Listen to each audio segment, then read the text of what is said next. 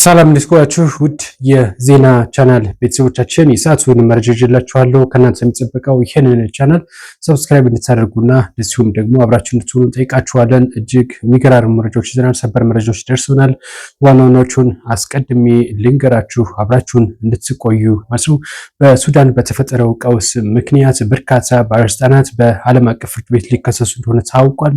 የኢትዮጵያ ባለስልጣናትም አሉበት። እንደዚሁም የተባበሩት አረብ ኤሚሬት ኬንያን ጨምሮ ስለነሱ ሰፋ ያለ መረጃ ነግራችኋለሁ። እንደዚሁም ደግሞ የዱባይ ለኢትዮጵያውያን በዱባይ ለሚኖሩ ኢትዮጵያውያን ጥብቅ የሆነ ማስጠንቀቂያ ወጥቷል። ምንድነው ስም ነግራችሁ ለሚሆነው። እንደዚሁም ደግሞ የምዕራባውያን እሴት ተሽሯል፣ ተንዷል ሲሉ የህወሓት ምክትል ሊቀመንበር ይፋ አድርጓል። እንደዚሁም አሜሪካና አውሮፓን ተችቷል። ስለሱም መረጃው እንነግራችኋለን። በቀጣይነት የምንመለከተው እንደዚሁም እንግዲህ ሴት መስሎ ሲያጭበረበር የነበረው ግለሰብም እንደዚሁ ተይዟል። ስለሱ መረጃዋል። እንደዚሁም በጋምቤላ ክልል ህፃናትን ወደ መጠጥ ቤት ይዞ የገባ 5,000 ብር እንደሚቀጣ ታውቋል። ስለሱ ሰፋ ያለ መረጃ እንደዚሁም ኢትዮጵያ የተበደረችውን 1 ቢሊዮን ብር ባለመክፈሏ ውዝግብ ነበር። አሁን ግን እንግዲህ ቅናሽ ተደርጎላት ልትከፍል እንደሆነ ታውቋል። በርካታ ጉዳዮች አሉ። በዚህ በብድሩ ጋር በተገናኘ ሰበር መረጃዎች አሉ። እሱን ነግራችኋለሁ። በመቀጠልም የምንመለከተው የኢቢኤስ ቴሌቪዥንና እንደዚሁም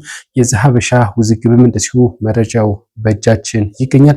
በመቀጠልም በደቡብ አፍሪካ የተፈጠረውን ቀውስ በተመለከተ እንደዚሁ አጠር ያለ መረጃ ነግራችኋለሁ። እነዚህና በርካታ ጉዳዮች እናነሳለን። እናንተ አብራችሁን ቆዩ በአክብሮት እንጠይቃችኋለን። አብራችሁን ቆዩ። የመጀመሪያው መረጃችን የሚሆነው በሱዳን በተፈጠረው ቀውስ ምክንያት ኢትዮጵያን ጨምሮ የተባበሩት አረብ ኤሚሬትን ጨምሮ ማለት ነው እንግዲህ በርካታ የሀገራት ባለስልጣናት እንግዲህ በዓለም አቀፍ ፍርድ ቤት እንዲጠየቁ እንደሚፈለግ ነው የተነገረው። ይህንን እንግዲህ ዘ ሚድል ኢስት ነው መረጃውን ይዞት የወጣው እና በሱዳን በርካታ ንጹሐን ተገድለዋል፣ በርካታ መሰረተ ልማት ወድሟል። ለዚህ ውድመት ተጠያቂዎቹ ደግሞ በጎረቤት ሀገራት ላይ ያሉ ኢትዮጵያን ጨምሮ ኬንያ፣ ሶማሊያን ጨምሮ ማለት ነው እነዚህ ሀገራት እንደዚህ የተባበሩት አረብ ኤሚሬትም ጭምር ማለት ነው የጦር መሳሪያ ወደዛ እንዲገባ በማድረግ ከባድ ውድመት አድርሰዋል ተብሎ ነው እንግዲህ እናም በዚህ በዓለም አቀፉ ወንጀለኞች ፍርድ ቤት እንዲዳኙ ጭምር ነው ሚድል ኢስት ሞኒተር መረጃውን ይዞት ይወጣው።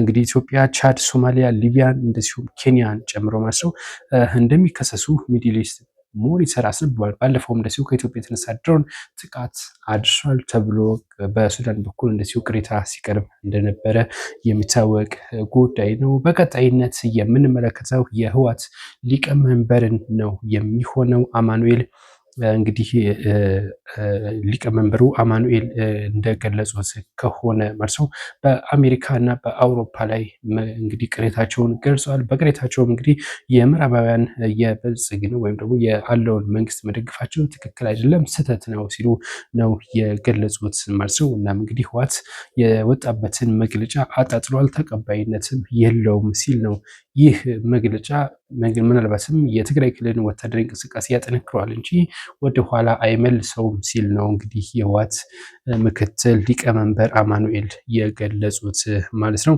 ሌላው መረጃችን የሚሆነው በዱባይ የሚኖሩ ኢትዮጵያውያን ላይ ጥብቅ የሆነ ማስጠንቀቂያ መልእክት ተላልፎላቸውን የተባለው ይህ ማስጠንቀቂያ ደግሞ በዱባይ የሚኖሩ ኢትዮጵያውያን በተለይ ደግሞ በሶሻል ሚዲያ የጥላቻ ንግግር እንደዚሁም ደግሞ የተለያዩ ትችቶችን እና የተለያዩ ታዋቂ ሰዎችን ወይም ባለስልጣናትን መተቸት፣ የተለያዩ ፎቶዎችን በማቀናበር የማይሆን ምስልን ማሰራጨት እንደሚያስቀጣ ጭምር ነው የተነገረው። በዱባይ የኢትዮጵያ ኤምባሲና እንደዚሁም ደግሞ የተባበሩት አረብ ኤሚሬት መንግስት ወይም ባለስልጣናት በጋራ በመሆን ነው ይህንን መረጃ ይፋ ያደረጉት ማለት ነው።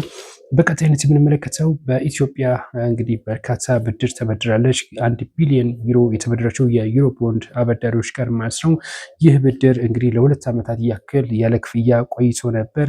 ይህም ያልተከፈለው ወለዱ ወደ 99.4 ሚሊዮን ብር ደርሷል። እሱንም እንድትከፍል እንግዲህ ከስምምነት ተደርሷል። በስምምነቱ መሰረትም 12% እንዲቀነስላት ሆኗል። ይህ ማለት ደግሞ 880 ሚሊዮን ብር ማለት ነው። ያው ከ1 ቢሊዮን ላይ ያው 12% ወደ 120 ሚሊዮን ተቀንሶለታል ማለት ነው። አጠቃላይ 6.5 ወለዱን እየከፈለች እስከ 2030 ድረስ ከፍላ እንድትጨርስ ነው ስምምነት ላይ የተደረሰው። ከዚህ ጋር በተገናኘ ደግሞ ምናልባትም ብድር የምትፈልግ ከሆነ እስከ 1 ቢሊዮን ብር ድረስ ይለቀቅላታል ነው የተባለው ማለት ነው። ያው ስምምነት ላይ ደርሰዋል። ክስ ድረስ ደርሰው እንደነበረ የሚታወቅ ጉዳይ ነው። አሁን ተስማምቷል ኦልሬዲ።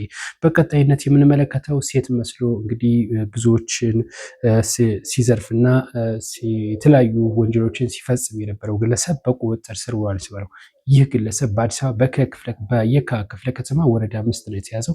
ይህም እንግዲህ የሴቶችን ሂውማን ሄር በመልበስ የዞሮ ጌጥ በማድረግ ነው በቁጥጥር ስር የዋለው። እናም እንግዲህ በፕሮፋይሉ ላይ እንደዚሁ በስልኩ ላይ መስለው ይህንን ፎቶ የተለያዩ ሴት የሚመስል ፎቶ ተነስቶ በስልኩ ላይ ተገኝቷል። እናም እንግዲህ ፖሊስ አስፈላጊውን ምርመራ ካደረገ በኋላ ወንድ እንደሆነ ተረጋግጦ አስፈላጊው ቅጣት ይጠብቀዋል ተብሎ የተነገረው። በቀጣይነት በጋምቤላ ክልል ህፃናትን ወደ መጠጥ ቤት ይዞ የገባ 5000 ብር ይቀጣል ተብሏል። እንደዚሁም ህፃናትን ጫትና እንደዚሁ መጠጥ እንዲገዙ ያደረገ እንዲሁ እንደሚቀጣ ጭምር ነው የደረሰን መረጃ የሚያሳየው ማለት ነው። በቀጣይነት የኢቢኤስ እና የዘሀበሻ ውዝግብ እጅግ ብዙዎች እያነጋገረ የሚገኘው ዘሀበሻ መረጃ ከየት ነው ያመጣው ሲል ነው ኢቢኤስ የከሰሰው። እንደሚታወቀው በኢቢኤስ እና እንደዚሁም ደግሞ በስንቱ ሲትኮም መካከል ክስ እንዳለ ይታወቃል።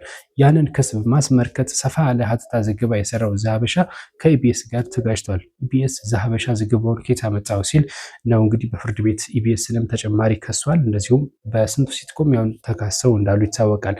በቀጣይነት ጉዳያችን የሚሆነው በደቡብ አፍሪካ ያሉ ኢትዮጵያን ስደተኞች አሁንም አደጋ ውስጥ መሆናቸው ታውቋል። ከዚህ ጋር በተገናኘ እንግዲህ ሰላማዊ ሰልፍም እየወጡ ነው የሚገኙት። ያው ጁን 30 እንደሚያልቅ ሲጠበቅ ነበር ያው ቀነ ገደቡ ማለት ነው። አሁን በደቡብ አፍሪካ እንግዲህ ከተማ ከባድ ውጥረት ስላለችው መንገዶች ተዘጋግተዋል ኦልሬዲ።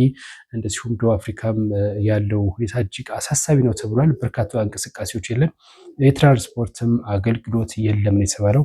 እንግዲህ በዛ አካባቢ እንደሚፈጠር አዳዲስ መረጃ ካለ ይዤላችሁ መለስ ነው የሚሆነው። የአሁኑ የሰዓቱ መረጃ ይሄን